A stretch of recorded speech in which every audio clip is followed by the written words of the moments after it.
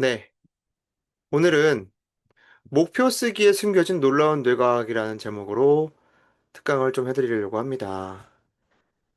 목표 쓰기, 여러분 혹시 들어보셨나요? 목표 쓰기? 100번 쓰기라든지, 다양하게, 이거를, 에, 우리가 이제 접해보신 분도 계실 텐데요. 자, 그 전에 좀 복습을 하겠습니다. 자, 우리가 이제 이 표를 이제 기억하실 거예요, 이제. 욕구에 무엇을 플러스 해주면 지속 가능한 목표가 되는가 이런 것에 대해서 계속 제가 강의를 해드렸죠. 자, 제가 조금 더 상세하게 기본 욕구, 여러분 기본 욕구는 세 가지가 있다 말씀드렸어요. 자율성, 유능성, 관계성. 그래서 내가 순수 자율적으로 선택하고 실행하고 있는 그런 목표인가, 나를 유능하게 하고 있는 목표인가, 그리고 나를 관계 맺고 더 좋은 관계, 그리고 거기에서 나를 기여할 수 있는 어떠한 그런 어떤 욕구들의 한에 있어서 우리가 어떻다? 행복 지수도 높아지고 그걸 하면은 훨씬 더 이제 우리가 성장하게 되는 바로 그 기본 욕구이죠. 그래서 이게 메슬로의 5단계 해가지고 그런 것도 있지만 그래서 그냥 한마디로 얘기해서 기본 욕구로 요약이 되고 거기에는 이제 결핍을 채워가려고 하는 욕구와 성장하려는 욕구 이렇게 좀 나눠져 있기도 한데 결국에는 기본 욕구에 포함되어 있습니다. 그래서 자기결정성 이론에 의한 기본 욕구 세 가지 말씀을 드렸고요. 그 다음에 이 기본 욕구들이 그냥 욕구로 멈춰져 있으면은 목표가 되지 못한다 말씀드렸어요. 거기에서 우리가 전두엽 활성화를 통해서 전두엽 활성화라고 함은 우리의 감정적인 반응이 아니라 우리의 어, 그 두 가지 이제 기능이 있죠. 이게 가치로운 것인지를 확인하셔야 돼요. 그죠? 그 하나의 역할을 해주는 것이 뇌의 전두엽 역할이고 또 하나가 복잡한 걸 빼고 전전두엽 이런 거 빼고 뇌의 앞부분에 우리가 이성을 담당하고 있는 가치 판단을 담당하고 있는 그 부위 그걸 이제 통칭해서 전두엽이라고 하는데 전두엽의 그 기능이 활성화되어야 그죠? 그것이 발달되어야 그래야 우리가 통제할 수 있고 목표 욕구를 계획하고 이 모든 것들이 전두엽 역할이에요. 우선순위를 정하고 가치를 정하고 계획을 세우고 어떤 핵심 전략이 뭔지 이런 걸 다 세우는 것 자체가 뇌의 역할인 건 당연한 거죠. 그죠? 그래서 이 두 가지가 둘 다 있어야 돼요. 기본 욕구들이 충실하게 있어야 돼요. 기본 욕구가 떨어지게 되면은 그 세 가지 아까 말씀드린 거 그래도 목표가 잘 안 생겨요. 막 압박이에요. 막 사회의 압박이에요. 어떤 누가 해야 된다 자꾸 얘기하고 이런 것들로 기본 욕구가 건강하지 못한 상태에서 아무리 전두엽이 활성화된다고 해도 그 목표가 지속 가능하지 않고요. 반대로 기본 욕구는 충실한데 이 세 가지가 충실해요. 자율적이에요. 유능성을 위한 목표예요. 관계성에 대한 거예요. 이것에 대해서 여러분 상세한 설명을 들으시려면 제 강의를 들으시면 됩니다. 제가 다 올려놨습니다. 무료로. 반대로 그런 상태에도 전두엽이 활성화되고 훈련되지 않았어요. 독서도 부족해요. 숙면도 부족해요. 기록 훈련도 부족해요. 그러면은 지속 가능한 목표가 부족해요. 그러면 그것을 조금 보완할 수 있는 게 뭐냐? 이렇게 질문할 수도 있고, 그러면 지속 목표를 세웠는데도 불구하고 목표가 왜 실행이 안 되냐? 이러한 질문에 대한 오늘 좀 솔루션을 드리기를 원합니다. 그게 바로 목표 쓰기라는 솔루션이에요. 목표 쓰기. 목표 쓰기가 뭘까요? 목표 쓰기. 목표 쓰기란 무엇인가 준비했습니다. 당연히 목표를 쓰는 거겠죠. 그런데 매일 노트에 목표를 쓰는 거예요. 근데 이거는 단순히 시각 자극을 위한 것만은 아닙니다. 물론 시각이 자극되죠. 이건요, 뇌에 깊은 처리 기능이 있대요. 딥 프로세싱 기능인데, 뇌에 아주 얕은 정도의 정보 처리가 아니라, 뇌 깊이, 뇌리에 박힌다고 하죠. 뇌리에. 그죠? 여기 보면 뇌의 리죠. 그죠? 뇌리. 뇌리에 깊은 각인을 시킨다고 하죠. 이때 이제 쓰는 게 중요하고, 그게 목표를 쓰면 또 더 시너지 효과가 납니다. 실제로 제가 경험한 거 이따가 하반부에 제 경험을 말씀드릴 거예요.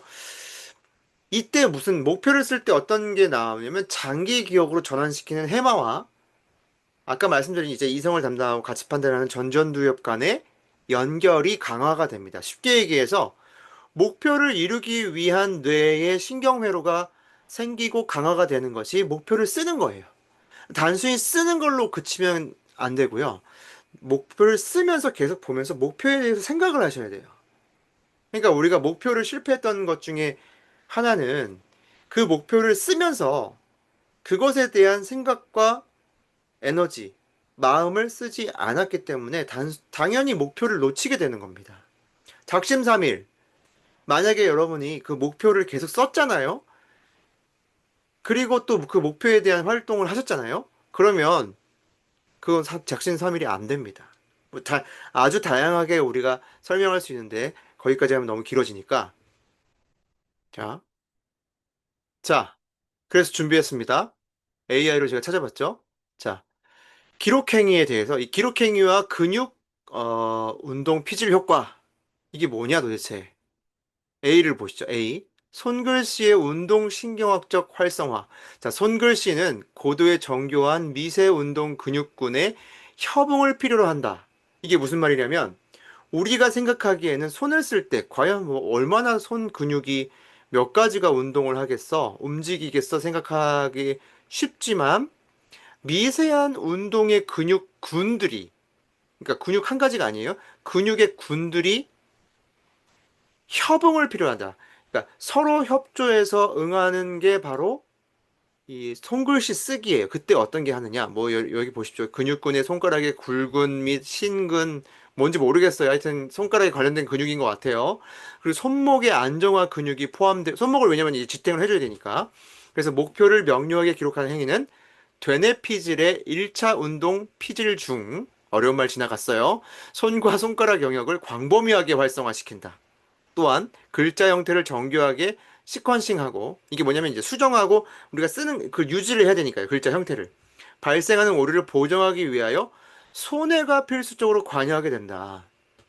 그러니까 우리가 안 보이는 사이에 글씨를 쓸 때 손해가 움직였다는 거죠. 쉽게 얘기해서 손해가 움직였고 수많은 근육들이 움직일 때 그 뇌가 당연히 활성화가 되죠. 그래서 여러분께서 그 시험 공부 예전에 틀린 말 없는 거예요. 예전에 그 했던 영어 단원 쓰면서 외워라. 그것도 하나의 자극점을 줬는데 아쉬운 것은 쓰면서 말하기를 50대 50으로 했다면 훨씬 더 잘 되셨을 겁니다. 그래서 돌아와서 이러한 고도의 신경 운동 활성화는 뇌의 가소성을 촉진하며 복잡한 인지 정보를 물리적 행동과 연결함으로 신경 경로를 깊이 심화시키는 역할을 한다. 그죠? 그래서 이게요, 기록이 단순히 그냥 기록함으로 끝나는 게 아니었던 거예요.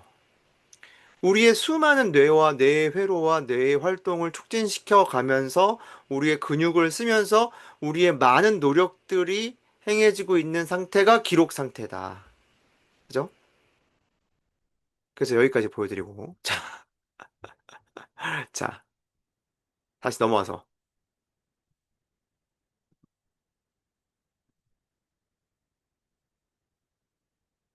자, AI 활용까지 했어요. 그쵸? 자, 그래서 목표 쓰기의 이점 무엇인가? 이제 이점 세 가지 말씀드리고 이제 마치도록 하겠습니다.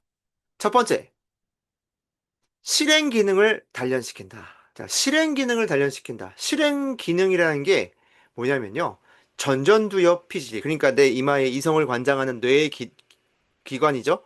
그 기관이 실행 기능. 네. 이거 어떻게 읽어야 되냐? executive function인가요? 하여튼 이 단련시키는 실행 기능이라는 이 기능이 있어요, 뇌에. 그래서 이것을 단련시키는 게 바로 목표 쓰기다. 그래서 실행 기능은 목표를 달성하기 위한 계획, 조직화, 우선순위 설정 및 전략적 세부사항, 문서와 능력을 포함하며 이는 목표를 단순한 염원이 아닌 실제 행동으로 전환하는 능력을 향상시킨다. 이게 바로 실행 기능이에요. 실행 기능. 쉽게 해서 우리로 말하자면 실행력이에요. 실행력. 실행력을 향상시키는 게 뭐냐? 목표를 써주는 거예요. 그래서 인생지도 그리기도 거기에 축에 속하죠. 한 달에 한 번씩. 그죠? 그리고 월간 계획 쓰는 것도 마찬가지입니다. 그러니까 왜 자꾸 쓰도록 되어 있느냐? 제가 보니까요, 이런 거를 조금 더 뇌과학적으로 설명을 해주면 좀 기쁜 마음으로 쓸 수 있을 것 같아요.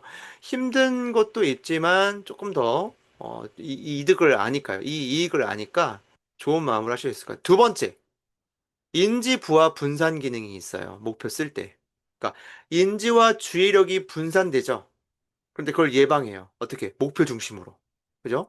그리고 인지 부하라는 것은 인지 과부하죠. 인지 과부하에도 분산하는 기능이 있는 거죠. 내가 신경 쓸 일이 많아요. 그러면 목표에 당연히 도달하기 어렵죠.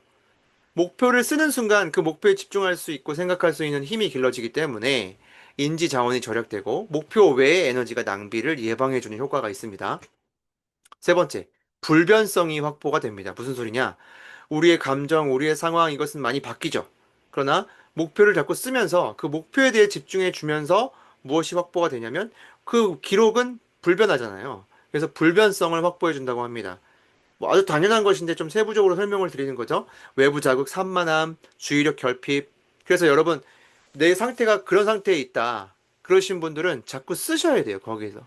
쓰시면서 마음을 정리하시고, 감정을 정리하시고, 자꾸 말로 바로 즉각 내뱉으려고 하지 말고, 글로 쓰면서 정제시켜버리라. 이게 컨트롤이에요, 사실. 통제하는 거예요.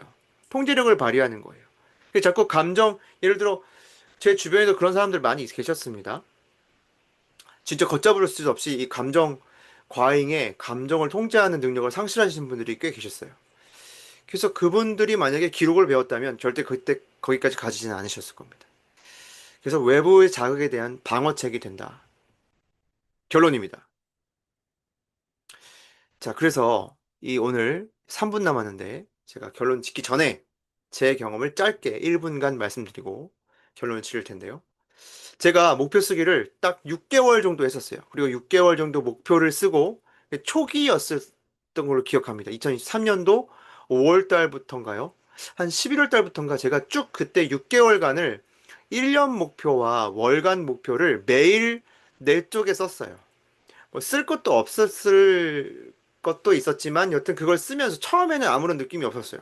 그런데 한 6개월, 3개월, 4개월 이때쯤 되니까 제가 그 목표를 매일 쓰니까 뇌가 어떻게 생각하냐면 너 이거 왜 쓰는 거야? 라고 뇌가 물어보기 시작하는 거죠. 왜 쓰는 거지? 나도 궁금해. 나도 이걸 왜 쓰고 있는 거지? 그랬더니 아, 뭐 블로그 이웃 600명 이런 식으로 단순화 수치화 시켰거든요. 그랬더니 600명? 아, 그래 600명. 아, 나 지금 몇 명인데. 자연스럽게 되는 거예요. 제가 다음 강의 때 그런 내용들이 나올 건데 자연스럽게 거기서 검사가 되고 테스트가 됐던 것 같아요. 아, 목표까지 다다르지 않았는데 그럼 목표까지 다다르려면 어떻게 해야 되지? 이런 질문들이 파생되는 거예요. 그런데 목표를 안 쓰면 그냥 목표는 장식구에 불과하고 내가 한번 그 순간에 충실해서 목표를 세웠을 뿐이지 내가 실제로 지속해 나가는 목표는 아니었다라는 거죠. 그걸 예방하기 위해서 목표 쓰기를 지속했고 그거와 함께 했던 것이 성공 일기였습니다. 성공한 것도 뭐뭐뭐 성공, 뭐뭐뭐 성공. 이것도 한 3개월간 커뮤니티에서 했던 것 같아요. 아이캔은 아니었는데 하여튼 그래서 그런 기록을 제가 보니까 짧은 시간 굉장히 많은 그 성장을 이룰 수 있었던 너무나 감사하게도 이룰 수 있었던 것은 기록 중심으로 내 사고를 집약적으로 노력을 했기 때문이었구나. 그래서 절대 이 기록을 우리가 얕보지 말자. 그래서 목표 실행이 잘 안 됐다. 실행력이 낮아졌다. 그러면 매일 목표 쓰기부터 하시는 거예요. 좀 힘들더라도 약간 그걸 해주시는 거예요. 딱 한 달만 매일 지속해서 기록해보자. 하나 내 쪽에 포함하셔도 좋고 노티하셔도 좋겠습니다. 자, 그래서 여러분께서 잘 안 되시면 일단 무작정 목표 쓰기부터 한번 해보시라. 작은 목표도 좋습니다. 그렇게 하시면 여러분께 도움이 되실 겁니다. 자, 오늘의 특강 여기서 마치도록 하겠습니다. 감사합니다.